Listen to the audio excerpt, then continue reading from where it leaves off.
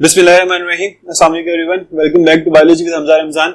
हम लोगों ने जो किप्स की सीरीज है वो तो कंप्लीट कर ली हुई है। उसके बाद हम लोग पास्ट पेपर्स को भी कवर कर रहे हैं और आज हमारा जो सेशन है that is going to be about the model papers, जो किप्स की बुक के अंदर मॉडल पेपर्स दिए हुए होते हैं, प्री प्रेप टेस्ट और पोस्ट प्रेप टेस्ट। हम लोग इनके बारे में बात करेंगे कि बच्चों की प्रेपरेशन से पहले उन्होंने एक टेस्ट देना होता है ताकि उनको आइडिया हो जाए कि उनकी कितनी तैयारी है, और उन्होंने प्रेपरेशन के बाद एक टेस्ट देना होता है ताकि उनको पता चले कि उन्होंने जब तैयारी की है तो उनको कितना फायदा हुआ है।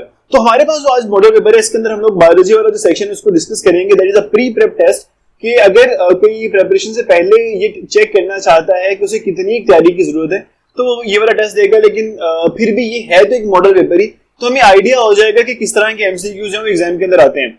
तो सबसे पहले एमसीक्यूज हमारे पास आता है, cellular digestion is associated with which organelle. हम लोगों ने कल वाले भी पेपर के अंदर ये चीज डिस्कस की थी कि भाई देखें, जो लाइसोसोम्स होते हैं, लाइसोसोम्स ने सेल के अंदर होने वाली तमाम डाइजेशन को मेंटेन करना होता है, उसको रेगुलेट करना होता है। तो lysosomes are associated with cellular respiration. अच्छा, यहाँ पे बच्चे ने स्टार्ट में थोड़ा सा सॉल्व किया हुआ है लेकिन आगे उसने सॉल्व नहीं किया, तो अभी आपको स्टार्ट में थोड़े से टिक वगैरह नजर आएंगे, आगे आपको नजर नहीं आएंगे। Which of the following cell have no mitochondria? तो हमें ये पता है कि जो रेड ब्लड सेल्स होते हैं इन्होंने खुद से डिवाइड नहीं करना होता। जो मेजोर एरिथ्रोसाइट्स होते हैं, जो रेड ब्लड सेल्स होते हैं, they do not have any mitochondria in them. Muscle cell के अंदर सबसे ज्यादा माइटोकॉन्ड्रिया होते हैं। वायरसेस के अंदर कोई मेम्ब्रेन बाउंड ऑर्गेनेली वैसे ही नहीं होता, तो वायरसेस वैसे भी सेल नहीं है, और नर्व सेल्स के अंदर माइटोकॉन्ड्रिया होता है। तो रेड ब्लड सेल्स ऐसे सेल्स हैं जो कि माइटोकॉन्ड्रिया नहीं रखते। फैट स्टोरिंग ग्रेन्यूल्स आर, अच्छा आप लोगों ने प्लास्टिड पढ़े थे जो कि प्लांट्स के अंदर होते हैं। प्लास्टिड्स की अलग अलग टाइप्स पढ़ी थी, उनमें से एक ऐसी टाइप थी जो कि सिर्फ स्टोरेज में इन्वॉल्व होती है, उस टाइप को हम लोग ल्यूकोप्लास्ट कहते हैं। ल्यूकोप्लास्ट की एक स्पेशल टाइप होती है जिसे हम कहते हैं एलियोप्लास्ट, और एलियोप्लास्ट होते हैं इन्होंने फैट को स्टोर करना होता है, they are fat storing granules.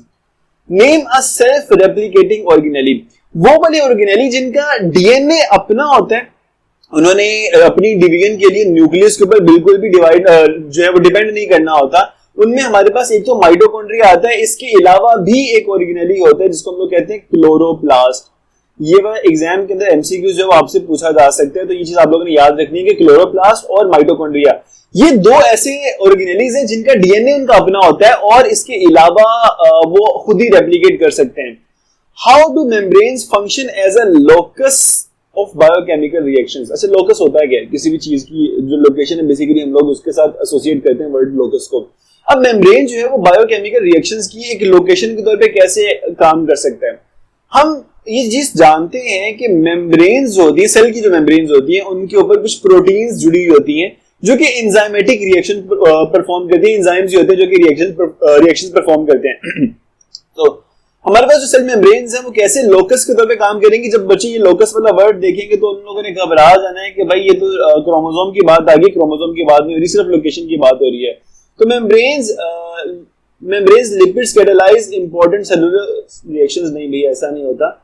Membranes increase the activation energy of catalyst, ऐसा भी नहीं होता। Membrane hold enzymes of sequential reactions near by. तो मेम्ब्रेन्स अपने इर्द गिर्द, अपने ऊपर, अपने पास जो है वो एंजाइम्स को रखती हैं जो कि सीक्वेंशियल रिएक्शंस को करवा सकता है, ये करवाते हैं। तो दिस इज योर आंसर।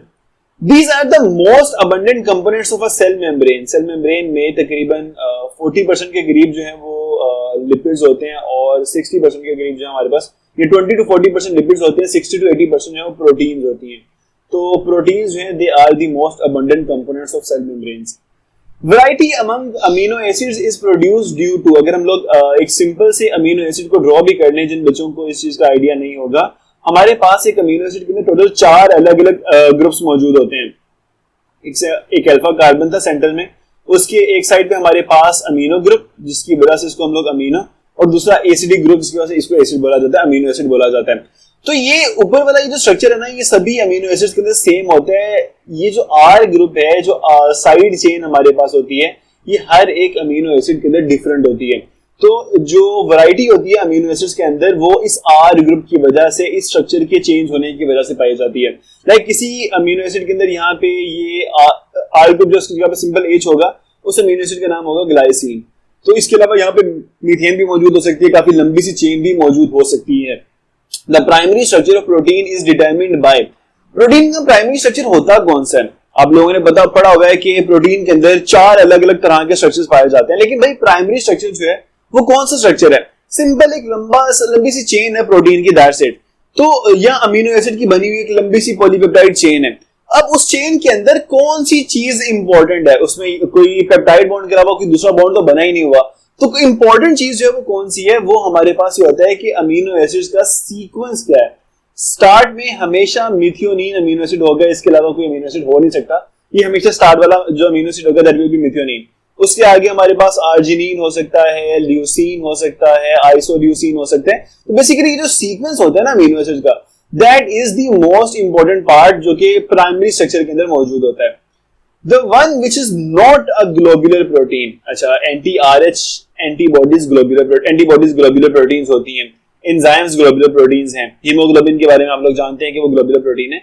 लेकिन मायोसिन जो होती है ना, आप लोगों ने पढ़ा हुआ है कि मायोसिन के अंदर हमारे पास ये एक टेल रीजन होता है और इसके आगे हमारे पास 2 ग्लोबुलर हेड्स जुड़े हुए होते हैं। तो ये जो टेल रीजन है ना, ये मायोसिन टेल जो होती है ये ग्लोबुलर नहीं है, ये फाइब्रस होती है।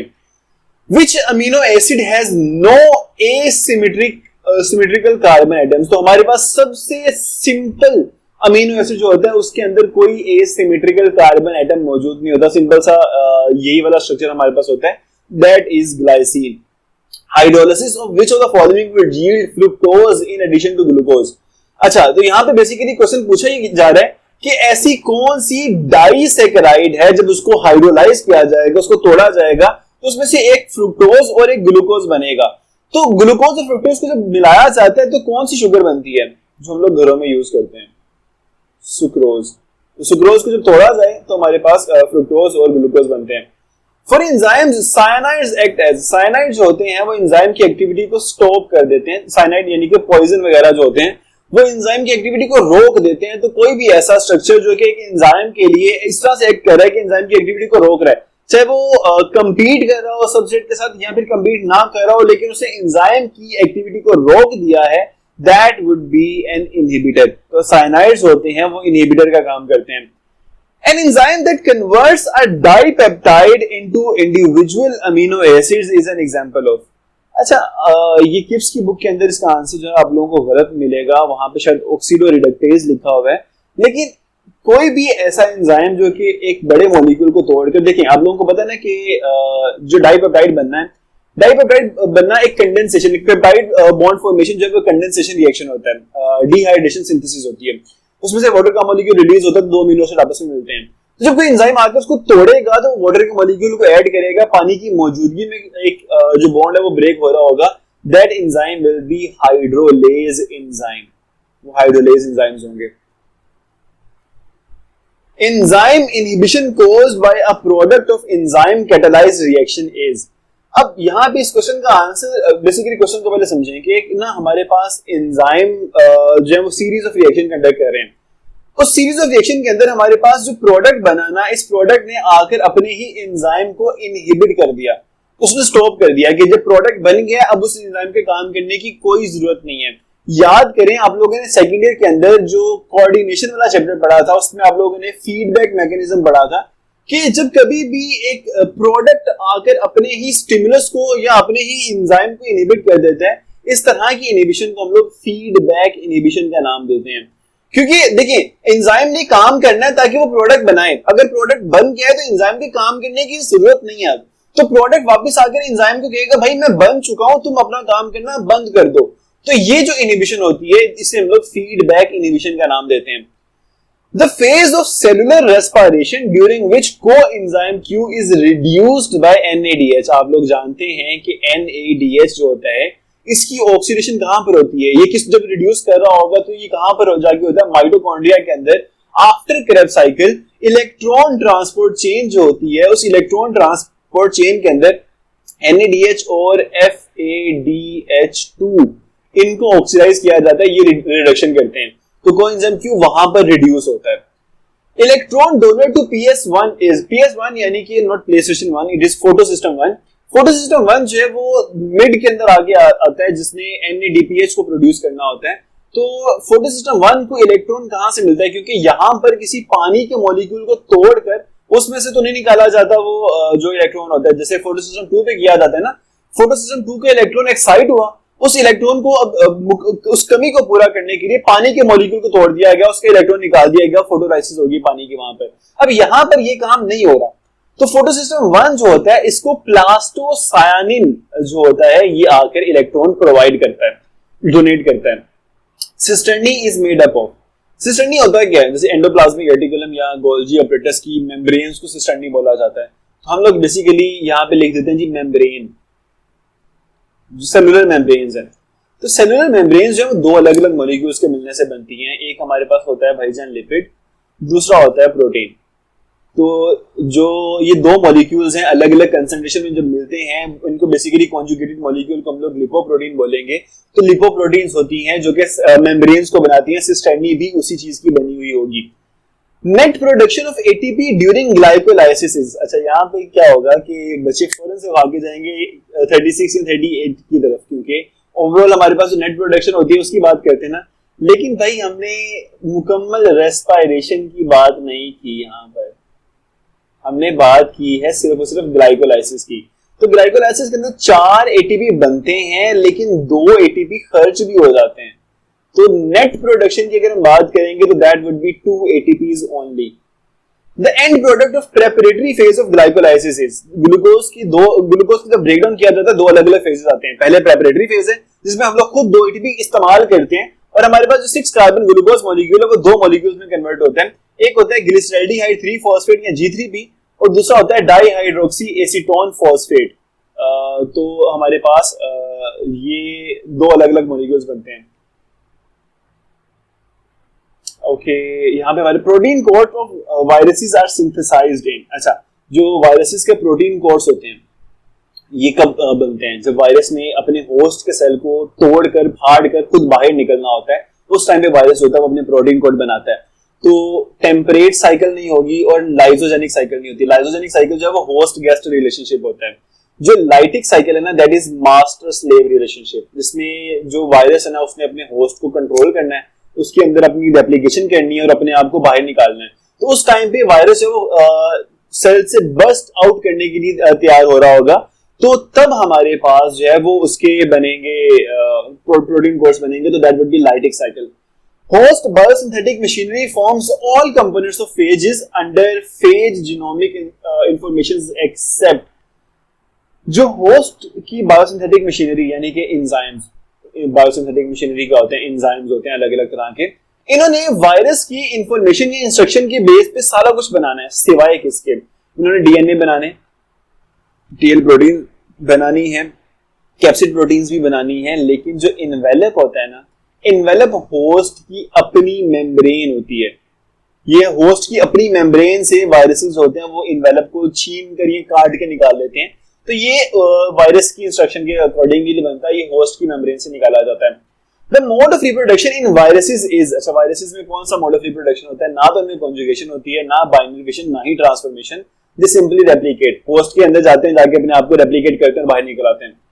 Which of these is incorrect about HIV? अच्छा जी, ह्यूमन इम्यूनोडेफिशिएंसी वायरस जो है उसके अंदर क्या होता है कि envelope is lipoprotein in nature, बिल्कुल, क्योंकि सारी की सारी मेम्ब्रेन्स होती हैं वो लिपोप्रोटीन होती हैं और इन्वेलप भी होस्ट मेम्ब्रेन से बना होता है तो वो लिपोप्रोटीन होगा।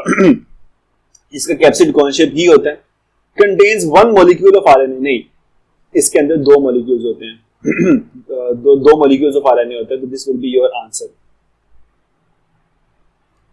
Enterobius vermicularis is usually not associated with, okay, जो हमारे पास एंटीरोबियस वर्मिकुलरिस है इसने इन्फ्लेमेशन ऑफ अपेंडिक्स करनी है, इसने इन्फ्लेमेशन ऑफ कोलोन भी करना है, इचिंग ऑफ एनस भी करनी है, हमारी गट के अंदर जाके ये बहुत सी डिजीजेस कोज करता है, लेकिन ये ब्लड क्लॉटिंग नहीं करवाता।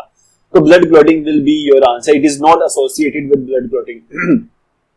Pick out the different considering habitat. अच्छा जी, तो हमारे पास 4 पैरासाइट्स दिए गए हैं, लिवर फ्लूक, हुकवर्म, पिनवर्म और एस्केरिस लम्ब्रिकॉइडिस।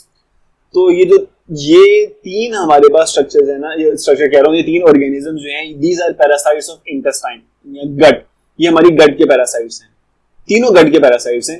लिवर फ्लूक हमारे लिवर का पैरासाइट है। तो हैबिटेट बेसिकली यहाँ पे लिवर फ्लूक सेपरेट जगह पे रहता है, तो लिवर फ्लूक यहाँ पे डिफरेंट है, that will be your answer. Common housefly में बी अ कॉज ऑफ, जो कॉमन हाउसफ्लाई है वो किस चीज की कॉज होती है? पोलियो नहीं कॉज करती, वो हेपेटाइटिस नहीं कॉज करती, मलेरिया बेसिकली उसने कॉज करना है। जो मॉस्किटोज होते हैं दे कैन कॉज ट्यूबरकुलोसिस, वो टीबी कॉज कर सकती है, उसके एजेंट को ट्रांसफर कर सकती है।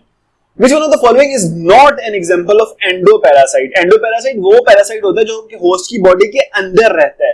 तो लिवर फ्लूक भी होस्ट की बॉडी में रहता है, हुकवर्म भी, पिनवर्म भी, लेकिन लीच जो होती है, जो बाहर से हमारा खून चूसती हैं, वो हमारी बॉडी के अंदर नहीं रहती। They are ectoparasite, they are not endoparasite. There are dash principal sites of digestion in the digestive system of man. बच्चों, कौन कौन सी प्रिंसिपल साइट होती है डाइजेशन की? माउथ के अंदर डाइजेशन होती है, अमाइलेज, सलाइवरी अमाइलेज बनता है। इसके अलावा स्टमक के अंदर डाइजेशन होती है और इंटेस्टाइन के अंदर डाइजेशन होती है। तो टोटल 3 हमारे पास साइट्स होती हैं डाइजेशन की। दैट विल बी, इसका जो आंसर है वो 3 होगा। Oral cavity is bounded by all except, जो हमारी ओरल कैविटी, जो बकल कैविटी, इसको इर्द गिर्द कौन सी चीजें मौजूद होती है? चीक्स मौजूद होती है, पैलेट यानी कि जो तालू होता है ऊपर से, तालू मौजूद होता है, टीथ मौजूद होते हैं जो कि इसको बाउंड कर रहे हैं, लेकिन सलाइवरी ग्लैंड्स इसको बाउंड नहीं करते, यहाँ पे इसके अंदर मौजूद हैं। तो it is not bounded by salivary glands. The pyloric sphincter is present between the stomach and, जो पाइलोरिक स्फिंक्टर, अब स्टमक के दोनों किनारों पे स्फिंक्टर लगे होते हैं, सर्कुलर मसल्स लगे होते हैं जो कि उसको क्लोज और ओपन करते हैं।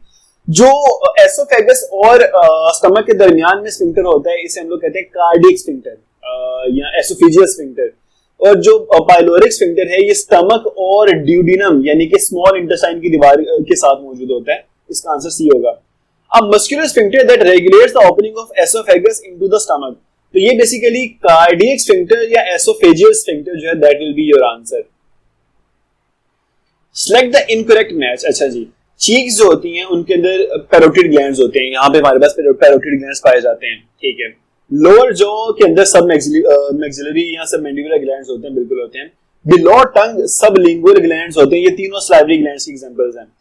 लेकिन जो पीनियल ग्लैंड है ये हमारे ब्रेन के अंदर होता है, स्पाइनल कॉर्ड में नहीं होता। ये इनकरेक्ट मैच है, this is your answer. Chylomicrons are concerned with, अच्छा काइलोमाइक्रोन्स होते हैं, इन्होंने क्या काम करवाना होता है? These are concerned with the absorption of fat molecules. Chylomicrons होते हैं ये फैट के जो मॉलिक्यूल्स होते हैं उनको एब्जॉर्ब करवाने के साथ एसोसिएटेड होते हैं। हमने आगे बात ये करनी थी कि which one has the smallest diameter, सबसे छोटा डायमीटर किस चीज का होता है? देखें, जो हमें पता है कि ब्रोंकस और ब्रोंक्यूल, अगर हम इनकी बात करते हैं, जब हमारी ट्रेकिया डिवाइड करके 2 अलग अलग लंग्स में जाती है तो वो ब्रोंकस बनाती है, ब्रोंकाई बनाती है, जिसको सिंगुलर ब्रोंकस का नाम दिया जाता है। अब ब्रोंकस फर्दर डिवाइड होते जाते हैं तो वो सेकेंडरी ब्रोंक्यूल बनाते हैं, वो आगे further tertiary then quaternary bronchiole बनाएंगे, एंड एट द एंड हमारे पास रेस्पिरेटरी ब्रोंक्यूल बनेगा। तो स्मॉलेस्ट डायमीटर जो होगा that will be in respiratory bronchiole. The largest quantity of air that can be expired after a maximum inspiratory effort, जब हम लोग बहुत ज्यादा एयर को इनटेक कर लेते हैं और फिर हम लोग जब एयर को एक्सपायर करते हैं, मैक्सिमम कैपेसिटी जो हम लोग एयर को बाहर निकाल देते हैं, that is the vital capacity of humans. Oxygen binding to hemoglobin is either directly proportional to CO2 concentration, okay, यानी कि CO2 concentration जितनी ज्यादा होगी ऑक्सीजन उतनी ज्यादा बाइंड करेगी? नहीं, ऐसा नहीं होता। It is inversely proportional to CO2 concentration. जहां कहीं पे भी कार्बन डाइऑक्साइड की कंसंट्रेशन ज्यादा होगी, हीमोग्लोबिन जो होगी ऑक्सीजन को छोड़ेगी और कार्बन डाइऑक्साइड को पकड़ना शुरू कर देगी। तो inversely proportional to CO2 concentration होगी। Identify A to D in the given figure below, यानी कि हम लोगों ने सबसे पहले देखना है कि A क्या है, देन B क्या है, देन C क्या है और D क्या है। तो A हमें पता है कि भाई सबसे बाहर वाला सेल है, तो ये एपिडर्मिस होगा। डी हमें पता है कि भाई 2 सेल्स के दरमियान में मौजूद एक छोटा सा होल है, तो ये प्लाज्मोडेस्माटा होगा। हम लोग बाकी सारी की सारी ऑप्शन को पढ़े बगैर अगर सिर्फ ए और डी को चेक करें तो हमें बाकी भी ऑप्शन पता चल जाएंगे अपने आप। तो देखिए, प्लाज्मा मेम्ब्रेन ए नहीं है, ये सेल है, कैस्पेरियन स्ट्रिप नहीं है, प्लाज्मोडेस्माटा नहीं है, एपिडर्मल सेल है, सबसे बाहर वाला सेल है। अगर तो हमारे पास ये 3 ऑप्शन यहीं पे गलत हो जाती हैं। वैसे हम डी की अगर बात करें, दैट इज अ प्लाज्मोडेस्माटा, इसके अंदर डी प्लाज्मोडेस्माटा है। अगर आप बी को देखेंगे ये प्लाज्मा मेम्ब्रेन है, और सी जो है दैट इज कैस्पेरियन स्ट्रिप, तो वो हमारे पास आंसर बिल्कुल सही है। This is your right answer. Basophils secrete, basophil हमारे पास व्हाइट ब्लड सेल्स होते हैं जो कि हिस्टामिन्स सिक्रीट करते हैं जो एलर्जिक रिएक्शन शो करवाती हैं, हेपरिन सीक्रेट करते हैं, ब्लड को थिन करती हैं ये। सीरोटोनिन एक न्यूरोट्रांसमीटर है जो कि खुशी वाला एहसास दिलवाता है। ऑल ABC इसका आंसर होगा। How many papillary muscle are present in left ventricles? ये बेसिकली ना पिलर बेसिकली हमारे हार्ट के अंदर होते हैं, ये बड़े मसल्स जो कि मेन कॉन्ट्रैक्शन वगैरह करवाते हैं। और लेफ्ट वेंट्रिकल जो कि सबसे थिक चेंबर होता है, इसमें 2 पैपिलरी मसल्स होते हैं। Which of the following are triploblastic and acoelomates? अच्छा, ट्रिप्लोब्लास्टिक भी हो और एसिलोमेट भी हो, तो हमें पता है कि एसिलोमेट वाला फाइलम कौन सा है, दैट इज जिसके अंदर फ्लैट वंस पाए जाते हैं, जिसमें प्लेनेरिया पाया जाता है, वो प्लेटीहेल्मिन्स, फाइलम प्लेटीहेल्मिन्स है।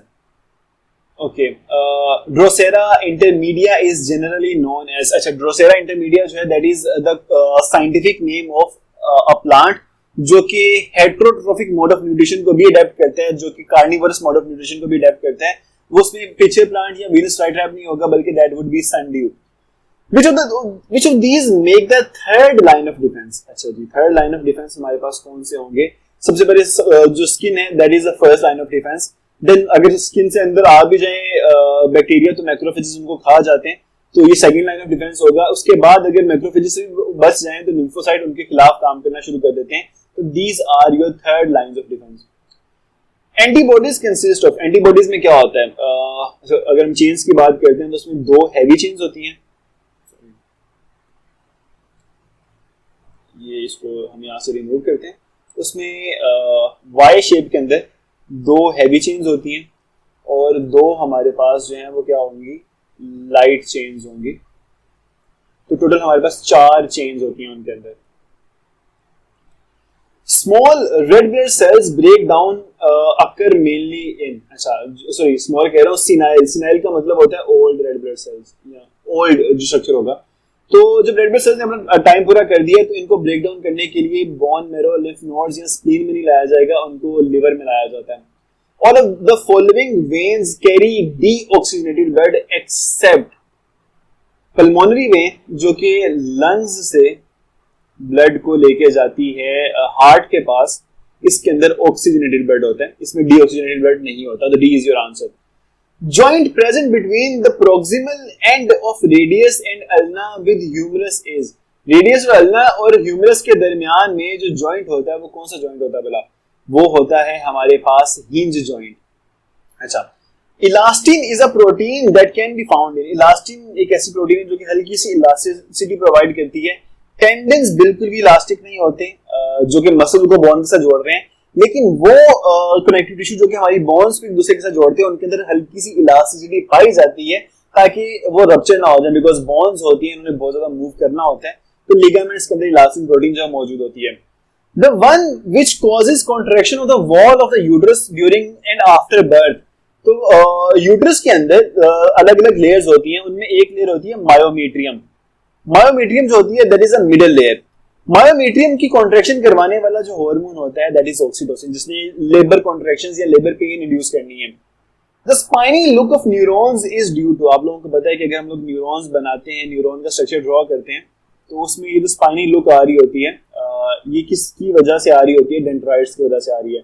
डेंड्रोन और डेंड्राइट्स में क्या डिफरेंस होता है? अगर हम एक स्ट्रक्चर यहाँ पे बनाते हैं लंबा सा दैट इज डेंड्राइट, इस डेंड्राइट से छोटे छोटे से स्ट्रक्चर बाहर की तरफ निकलते हैं, इनको हम लोग डेंड्रोन का नाम देते हैं। All of the following are important functions of neuroglia in the central nervous system except, neuroglia बहुत सी अलग अलग तरह के सेल्स होते हैं सेंट्रल नर्वस सिस्टम के अंदर, जिन्होंने न्यूरॉन्स को उनकी केयर टेकिंग करनी है, उनको फूड देना है, उनको अगर कोई डेड सेल होगा उसको वहां से निकालना है, अगर माइक्रो ऑर्गेनिज्म वहां पर आ जाते हैं तो उनको किल करना है, माइलिन बनानी है, सारे के सारे काम न्यूरोग्लिया ने करने हैं। तो प्रोटेक्शन ऑफ न्यूरॉन करनी है, speed of the nerve impulse conduction यानी कि जो माइलिन बनानी है बिल्कुल बनानी है, न्यूट्रिशन ऑफ न्यूरॉन्स भी करना है, लेकिन न्यूरोनल डिवीजन नहीं करवानी, उन्होंने डिवाइड नहीं करवाना न्यूरॉन्स को। Uterus gains maximum thickness during, जब हमारे पास मेनली हार्मोन सिक्रीट हो रहे होते हैं ना, जिसमें एस्ट्रोजन और प्रोजेस्टेरोन हार्मोन सिक्रीट हो रहे होते हैं, तब यूट्रस की जो थिकनेस है वो मैक्सिमम होती है, तो वो सिक्रेटरी फेज के अंदर होती है। oogenesis in human females start, अब जो ह्यूमन फीमेल्स के अंदर ओवम की प्रोडक्शन है, इट स्टार्ट्स बिफोर बर्थ, ये बर्थ से पहले स्टार्ट होती है और एक हद तक जो एग में प्रोड्यूस होती है वहां पे स्टोर हो जाते हैं। आफ्टर प्यूबर्टी उनकी फर्दर डेवलपमेंट शुरू होती है। तो it starts before birth. Hemophilia can be the result of reduction of blood clotting factors, yes. Malfunctioning of blood clotting factors, yes. Complete absence of blood clotting factors, yes. All A, B and C. ये आपका answer होगा. Multiple alleles are the alleles that are always more than 2. जब 2 से ज्यादा alleles होंगे तो हम लोग multiple alleles बोलेंगे. Albinism is a dash trait. Albinism जिसके अंदर पूरी की पूरी बॉडी जो होती है वो व्हाइट होती है, उसमें कहीं पे भी मेलानिन प्रोड्यूस नहीं होती. ये ऑटोसोमल रिसेसिव ट्रेट है, यानी कि ये जेंडर लिंक नहीं है, ये ऑटोसोमल क्रोमोसोम के साथ मौजूद होती है और ये रिसेसिव ट्रेट है. Which of the following trait pass in zigzag fashion from parents of offspring? तो जो हमारे पास X linked रिसेसिव ट्रेट्स होती हैं ये zigzag फैशन में ट्रांसफर होती हैं हमेशा. ये लाजमी याद रखिएगा, एक्स लिंक डोमिनेंट नहीं, x link recessive mainly zigzag fashion में ट्रांसफर हो रही होती हैं. डोमिनेंट भी हो सकती हैं लेकिन मेनली रिसेसिव होती हैं. Which of the following blood group in humans is an example of codominance? Codominance में दो डोमिनेंट एलील्स मिलजुल के रह रही हैं, दोनों ने अपने आप को एक्सप्रेस कर दिया है, उसमें ए बी ब्लड ग्रुप जो है that is codominance. Gene for all of the following is linked with autosomal chromosome except sickle cell anaemia autosomal है, ल्यूकीमिया ऑटोसोमल है, हीमोफीलिया सी ऑटोसोमल है, गाउट जो है वो सेक्स लिंक्ड है, यानी कि जो 23rd पेयर होता है उसके ऊपर जीन होती है गाउट की. The process that has transformed life on earth from its earliest forms to vast diversity, simple evolution. The one which is present in all aerobic species, आप लोगों ने पढ़ा हुआ है कि जो एरोबिक रेस्पिरेशन हो रही होती है उसके अंदर एक बहुत इंपॉर्टेंट साइटोक्रोम होता है, that is cytochrome C complex. Cytochrome C जो होता है ये तमाम एरोबिक स्पीशीज के अंदर मौजूद होता है. The structure which has been formed or modified from gill pouches in humans, इंसानों के अंदर जो गिल पाउचेस से स्ट्रक्चर को मॉडिफाई किया गया है, उसको बनाया गया है, that is eustachian tubule. Eustachian tubules होती हैं जो कि गिल पाउचेस से बनाई जाती हैं. Alright, तो हम लोग बात कर रहे थे कि which of the following part of the neuron is covered by a fatty sheath. तो मायरन शीथ जो होती है, फैटी एसिड की बनी हुई शीट जो होती है वो नोड ऑफ रेनवे पे तो बिल्कुल भी नहीं होती, वो एक्सॉन्स के ऊपर मौजूद होती है. The correct sequence of meninges from inner to the outer side. जब बच्चों देखो, जब इस तरह के क्वेश्चन आते हैं ना आप लोगों को, तो आप लोगों ने सिर्फ पहला वाला पार्ट नहीं पढ़ना होता, आप लोगों ने जब सीक्वेंस की बात करनी है तो क्वेश्चन पूरा पढ़ना है. देखें सीक्वेंस, अगर हम सिर्फ मेनिंजेस के सीक्वेंस की बात करें तो dura mater, arachnoid and then pia mater बनता है. लेकिन अगर हम इनर टू आउटर साइड की बात करें, सबसे पहले हम लोगों ने इनर साइड की, इनर मेम्ब्रेन की बात बतानी है, तो दैट इज पिया मैटर, और सबसे आउटर कौन सी होती है, ड्यूरा मैटर, दरमियान में अरेक्नॉइड होती है. तो C is your answer. Which of the following hormones stimulate the synthesis and secretion of steroid hormones called glucocorticoids from adrenal cortex? तो पिट्यूटरी ग्लैंड एक हार्मोन रिलीज करता है जिसे हम कहते हैं एड्रीनोकोर्टिकोट्रोफिक हार्मोन, जो कि आके एड्रीनल कॉर्टेक्स से हार्मोन्स को सीक्रेट करवाता है. Aldosterone causes all except, aldosterone ने इलेक्ट्रोलाइट रीअब्जॉर्प्शन करवानी है, उसने फॉस्फेट की एक्सक्रीशन करवानी है, उसने पोटेशियम की एक्सक्रीशन करवानी है, लेकिन पोटेशियम की एब्जॉर्प्शन नहीं करवानी. D is your answer. In males, the essential hormone for secondary sexual characteristic is, तो मेल्स के अंदर जो सेकेंडरी सेक्सुअल कैरेक्टरिस्टिक्स के लिए इसेंशियल हार्मोन होता है that is testosterone. Secondary sexual characteristics कौन से होते हैं, जैसे कि मेल के अंदर जो बियर्ड का बनना, उनके अंदर मैस्कुलिनिटी का बनना, उनकी आवाज का थोड़ा सा भारी होना, तो ये टेस्टोस्टेरोन की वजह से होता है. The Graafian follicle is maintained by, Graafian यानी कि जो डेवलपिंग फॉलिकल होता है जिसको मेंटेन करने के लिए फॉलिकल स्टिमुलेटिंग हार्मोन रिक्वायर्ड होता है, क्योंकि जब ल्यूटिनाइजिंग हार्मोन आएगा तो ये रप्चर हो जाएगा और कॉर्पस ल्यूटियम में कन्वर्ट होगा. Cartilage is a form of a connective tissue. Cartilage जो होता है ये कनेक्टिव टिश्यू होता है, हमारी मसल्स कनेक्टिव टिश्यू है, हमारी बोन्स कनेक्टिव टिश्यू है. तो that was the pre prep test of KIPS. आप लोगों को आइडिया हो गया होगा कि इस टेस्ट के अंदर भी आप लोगों को कितने एमसीक्यूज आते थे, कितने एमसीक्यूज आप लोगों को नए अभी सीखने को मिले. इसके अलावा अगर किसी बच्चे का कोई क्वेश्चन हो, कोई कंसर्न हो जो कि आप लोगों का आंसर ना हुआ हो, तो do let me know in the comment section, ताकि उन क्वेश्चंस को भी हम लोग आंसर कर सकें. इंशाल्लाह आपसे नेक्स्ट वीडियो में मुलाकात होगी. तब तक के लिए बच्चों टेक केयर. अल्लाह हाफिज.